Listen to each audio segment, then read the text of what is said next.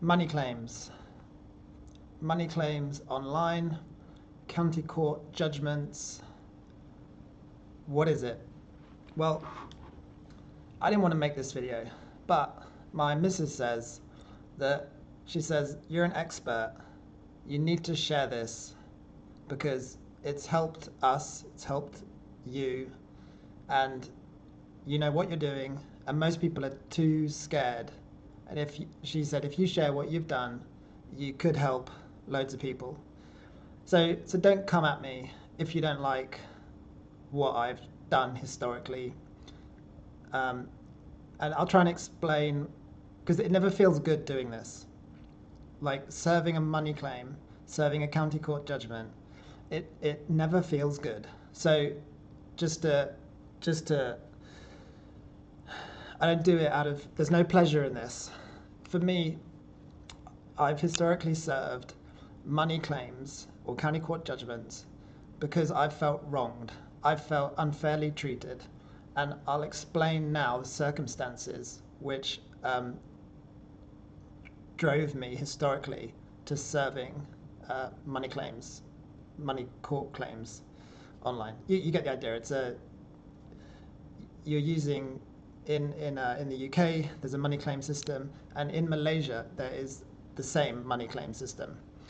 So why do you use it? Well, so in the UK, if we had, as part of an e-commerce business, and what people started to do was they would order a product, we'd deliver it, courier service, you'd see a photo of them in their doorway holding the box. You know, when you receive a parcel, the courier snaps a photo and you know, you've got your parcel. So we would then receive, they would then call their credit card company and say, I didn't get the product. And the credit card company doesn't contact the retailer to ask for proof. It just does a money claim for its customer, its card customer. The card customer just says it wasn't me. So all you used to get as a company was notified that they've clawed back the payment. So I don't think that's fair, because we have a picture of the customer in their doorway, and now with Google Maps and Street View and all this, you can see that it is literally delivered through their doorway. So I would only do a claim when I was 100% certain that that person received that parcel. So yeah, the chargeback from the card company would come through. I'd email the customer saying, you've done a chargeback. I have a picture of you with the parcel in your doorway. You do need to pay us, or you need to return the product. You can do one of two things. And never did they respond. And I know the email address worked because they had often asked us a question. There'd been some kind of interaction. So I knew they had received our correspondence. I'd then print out that email and send it in the post just to make sure they'd received that notification. So I talked to other retailers and they were like, we just write it off. I didn't think it was fair for this to happen. In the UK right now, people are stealing from shops. They walk in, they grab a product and they walk out because there's no, you can't touch people anymore in the UK. You can't arrest people. You just can't do anything. So anyway, I wasn't going to let this stand because I didn't think it was fair. So I'd give them, I'd send them the letter, tell them they got the product and that they do need to pay, chargeback or not. And sometimes they'd just write back saying, yeah, I'm not paying. And sometimes they'd ignore me, and more often than not, they'd just ignore me, hoping it would go away. So I would then send another letter 2 weeks later. There's important timings if you're going to serve these. Let's call them CCJs, County Court Judgments. CCJs, so you're starting the process towards a CCJ. So 2 weeks later, I'd say, haven't heard from you. I'll give you 2 weeks, a further 2 weeks, in which to reply to tell me something, that it wasn't you, you didn't mean to do the chargeback, or you didn't receive the parcel. Again, every single time, nothing would happen. I'd get no reply, and I'd send it by mail as well. So, what to do? Well, I found the CCJ procedure. And so I would it's very straightforward, and this is where people don't realize. You have to give adequate time. You have to try and communicate with the person that owes you money. So it could be anything. Just in my circumstance, and early on, it was customers doing chargebacks. And then I would fill out the form online. It's very simple. You give your details, their details, and then what happened. Just a brief. So I would always keep it fairly brief. This order number, this tracking number, delivered on this date with photographic evidence. Customer did the chargeback and has refused to communicate or pay us for the product delivered. And that would be it. Now, so they then get served this paperwork. It's quite formal. You know, judgment, defendant, claimant, defendant, and then all the details, and then what their options are. You can pay, you can choose not to pay with reason, and then whether you want to go to court, whether you want mediation, there's a few options. And so you start stepping through, they then have the option whether, and more often than not, they wouldn't reply to this. Sometimes they would. And then from there, like a month later, you then get the option to serve a CCJ. So what I would do is, there's an initial payment you make to the government online to serve the initial paperwork, and then there's a second payment when you want to serve the CCJ.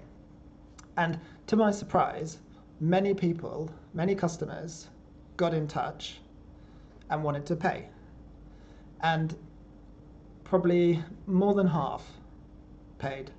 And then the others, they have sitting against their record a CCJ. And interestingly, one guy who had obviously ignored us, he tried to get a mortgage, and he suddenly was told, well, you got CCJ against your name, you can't have a mortgage. And I've never had a more apologetic payment on the spot than this guy, who was now trying to get a mortgage and couldn't because we'd served him with a CCJ, which he had chosen to ignore. And when he called, he had seen the paperwork. It wasn't a surprise. He knew exactly where to come. He knew exactly who to pay. And tail between his legs. So I felt I never got a customer going, this is completely wrong, you're completely in the wrong. I never got the part, never, not once, because I always made it absolutely sure that we had delivered and they knew it. So anyway, it did retrieve a lot of money, but my real reason was just to check them. It's like, if you call up your credit card company, because you can get credit cards easy, if you keep doing this to stores and you think you can just get away with stealing, I personally don't agree with theft, with stealing. So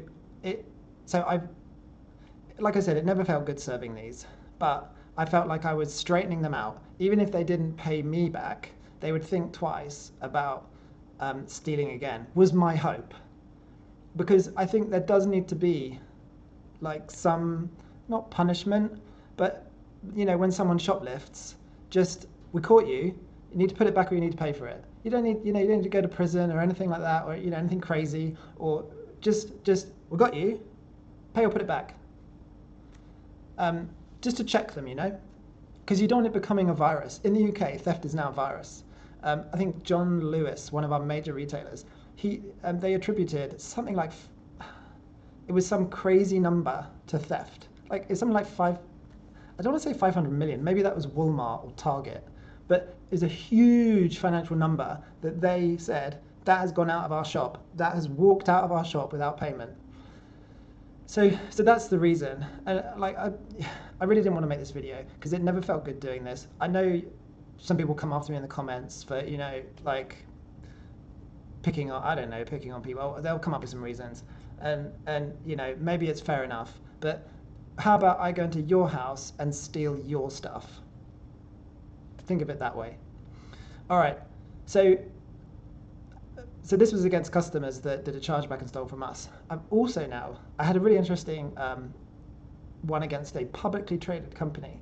So there's a company called Postcode Anywhere, where when you're filling out your address form on an e-commerce checkout, it knows if you start typing, it kind of knows, and it auto-fills it. Now, so we had a contract with that company, And we came towards the end of our agreement, and I saw on our accounts that they had debited a load of money from us because we had a direct debit with them because we had an auto top up. And I was trying to run our bill to zero and then terminate our contract after like 8 years with them. And I contacted them. I was like, "Oh, you've charged me quite a big number." And they're like, "Oh yeah, it's in the T's and C's. You agreed that you're a legacy customer, and this was your annual charge for being a legacy customer." And I said, "Well, I never agreed to any terms and conditions." And they said, "Oh no, you did."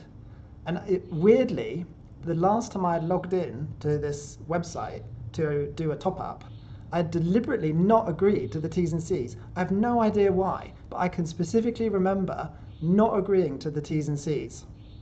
Don't ask me why, because I knew I hadn't. And anyway, so I said I didn't, and I heard nothing. And then when I replied again, I was like, "You need to give me my money back because I never agreed to the terms and conditions, and I do top ups to my account, and there's at no point should you have charged me like a legacy fee. That was never in our agreement at the beginning or communicated to me since, because I would have terminated our contract. I would not have agreed to the terms and conditions."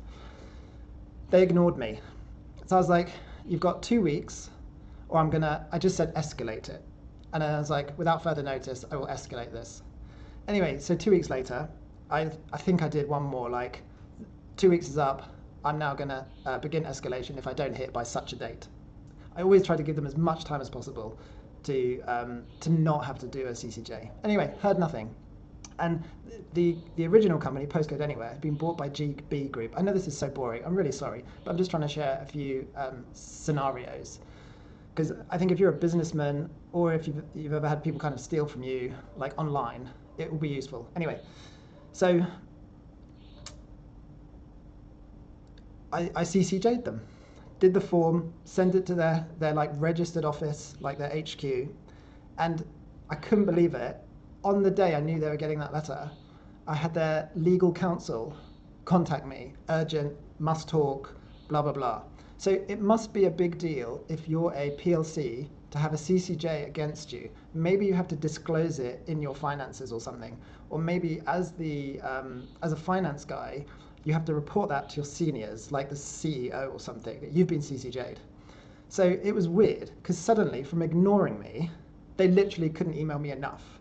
And I was like, "You need to pay me that money, plus the cost of me filing against you."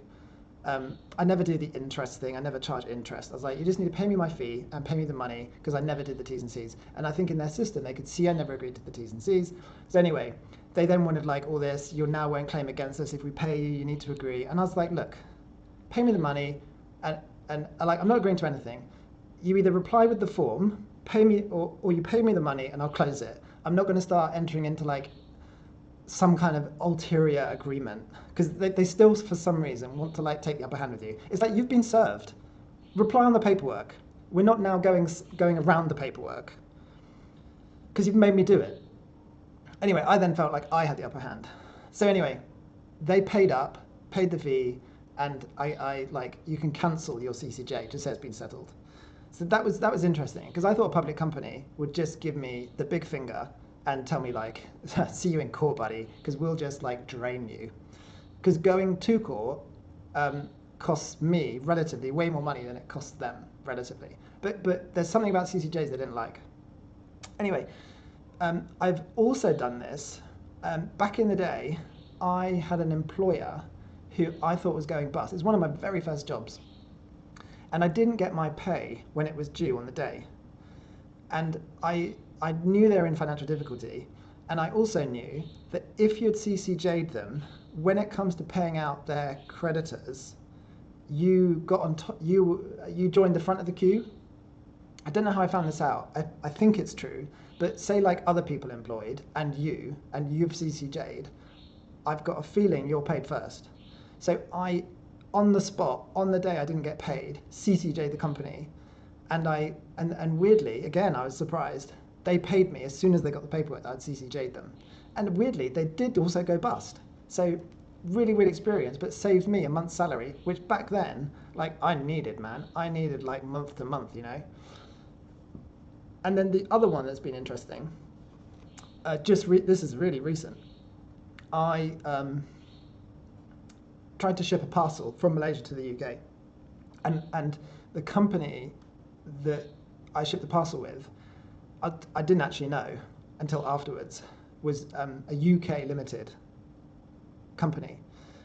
So I recognised the VAT number, the company's house number, and all that. So when I placed my order, online order, distance selling, Consumer Rights Act, all this stuff, they then contacted me after paying and everything. They contacted me, so they couldn't ship it because of one reason or another, or they wanted to check dimensions or something, or because of something I had entered, they wanted to like change the terms. So I was like, oh, okay, well, just cancel the order because now like it's going to be cost prohibitive. And they were like, oh, okay, would you like a credit or would you like 50% of your money back? And I was like, no, I'll have all of my money back because I literally 20 minutes ago placed the order and you're telling me you can't fulfill it. That's not my fault. And they were like, no, you can either have a credit or you can have half your money back. And I was like, no, this is only playing out one way. And one way is I've literally just placed it. You're not prepared to like fulfill your contract. And so you've done nothing like so far. You can just give me my money back. Anyway, they refused. So I CCJ'd them. Now, I did check. So their T's and C's were very mixed. I think they'd written it and then added stuff in afterwards because as a online reseller of a service, there's distance selling rules. There's also Consumer Rights Act rules, and you can't do things like, I will only refund you half the money because of our admin charge. You just can't do it.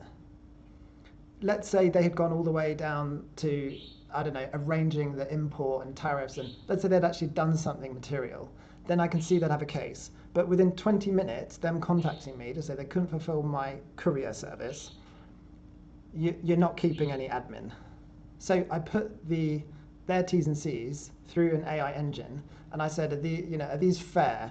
Highlight to me, because I knew they weren't fair. And then they did exactly that. They highlighted that they hadn't been specific about when the contract was deemed entered into. They hadn't been specific about distance selling rules. They hadn't obliged the Consumer Rights Act, or been clear enough in their execution of this admin charge. So I felt confident that I could challenge them. Should they want to proceed to court, we could go through their T's and C's in court, and they could be, I would either lose or they would lose, because these T's and C's were not fair. So I explained this in the CCJ. I was like, look, you can't do that because you're breaking a whole load of regulations that exist. And like when you check out, I'm always, you check out on the basis of the Consumer Rights Act that you know. You check out on the basis of the distance selling rules. You don't check their T's and C's because you know what they should be, what they're legally bound by. So I knew if they couldn't do the service, they would refund me. And when they tried to not do that, I knew I had a case, but I did check those T's and C's to make sure I had a case. Anyway, again, slightly to my surprise, the CCJ obviously comes through the post to them, and within seconds, I have like 6 emails. We need to settle your case. To my surprise, really to my surprise. And yeah, they paid me back in full my order for my courier service and my fee, which they had to because they had, tried to swindle me. They tried to scam. They're a fraudulent outfit. And I just, they need to sort out their T's and C's. The company before needed to not scam you. And I really hate bullies because they think they can bully you. But I was prepared to go to court just for one little courier fee. Really, I was. And GB Group, the same, because I'm not going to be bullied. And these people before that just thought, oh, I'll do a chargeback, probably laughing into their coffee. Well, you're getting a CCJ, mate, from me. And I don't know, maybe it's because I was bullied as a kid. Yeah, I think we're all bullied, aren't we, to some extent? But I think that's given me a I'm not going to take it, you know. I'm going to stand up. I'm going to fight. And I don't care if we have to go to court for this. Because you can't steal. And those two companies, one, you can't just take money. And the second one, your T's and C's aren't in line with the legal law. So let's go with it. So I'll just walk you through the Money Claim Online form just to show you how easy it is. And if someone's trying to steal from you, which I don't think is rare these days, if you feel you have, like, you're doing the right thing, like I always felt I was doing the right thing, but I never liked doing the form, like serving the CCJ. It never felt right. But it also felt like, why should I be bullied or stolen from? So let's just have a walk through. All right, so you can make an account with moneyclaims.service.gov.uk, and then from within here, you do make a new claim. And basically, you continue. So we'll just do a blank one. Total amount you're claiming. So mine were always under 25,000. I always knew the exact amount. Is your claim against more than one person or organisation? No. Generally, it's against one company or one person. So, like if a builder has cheated you, and that's not uncommon either, is it? Does the person you're claiming? So, if it's a company, it's the organisation will be in England and Wales. Yes. And then obviously for the Malaysian one, I'm sure it asks very similar questions. Who are you making a claim for? Just myself or my organisation? Was always the way I claimed. You don't need a lawyer for this. Do you have a postal address in England or Wales? Yes. Just one thing. Everyone's always obsessed with getting a solicitor. You don't need to. You can do this all yourself. Are you claiming a transient deposit? No. And the reason why they ask that is because it's a separate thing. Are you claiming against a government department? Yeah, I wish. Do you believe the person you're claiming against is over 18? Yes. Or I've done this so many times. Are you over 18? Yes. It's very, very easy. And that's my main point in this video. It's very, very easy to try and get your money back. Do you need help paying your court fee? Just say no. You don't want to say yes to that. You can use this service. Okay, so English. They've kind of changed the form a little. Okay, now these are your points. Basically, resolving the dispute is, have you tried to contact the person? Always give them an absolute minimum of 2 weeks. Don't serve the claim immediately. So on here, it'll just say, have you talked to them? Have you tried to resolve? Is this the last resort? And you just, yes, it is. Okay, then preparing your claim. Completing your claim, your details, their details, claim amount, and claim details. So completing your claim. I confirm I've read this. All right, your details are straightforward, just name, address, or if it's for your company, you put their name and address. I'll just check that is the case. Yeah, so it just walks you through what's your name, blah, blah, blah. Claim amount, that's literally, don't be greedy. I was never greedy. I just put in the exact amount. So if it was baby high chair, £59, that would be it. Okay. If it's more than that, or do you want to claim interest? I always said no. I don't need the interest. We're not vindictive. We just want our money. Do you want help with fees? No. Okay, so that's how much it's going to cost you. Claim fee, 35. Save and continue. Okay, so you put in your details, put in their details. Now the claim details. There's nothing to worry about. So all would be something like, this can be whatever. It's literally like customer purchased X, order number. You put in the actual details. Y, courier tracked service ABC, delivered on 8th of the March 2029. Photo evidence of delivery. Customer did chargeback 10th of March 2029. Customer refused to communicate to our efforts. Regrettably forced to claim. That's it. It's something like that. Just a brief explanation. You don't need to worry too much. So here I would normally just put something like 8th of March 2029 delivered, just something like that, product delivered, because that's the key date. You fulfilled your obligation, product delivered. Because that's the key. That's the point at which they've received the item. And save and continue. You can put in more details if you want. So they want March here.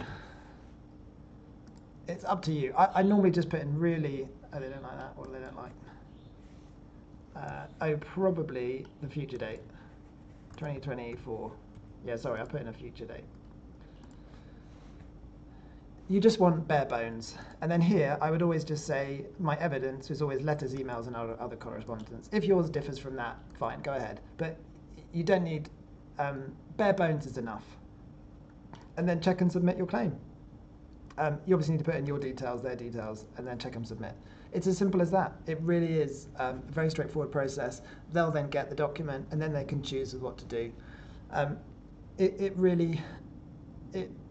When you get the person who's stolen from you just contacting you, being like, yeah, I want to settle, you feel like you've done the right thing. And hopefully it just reduces the amount of theft in the world. That was always my objective. Like I said, I never wanted to make this. It never felt good doing this, but stealing is wrong.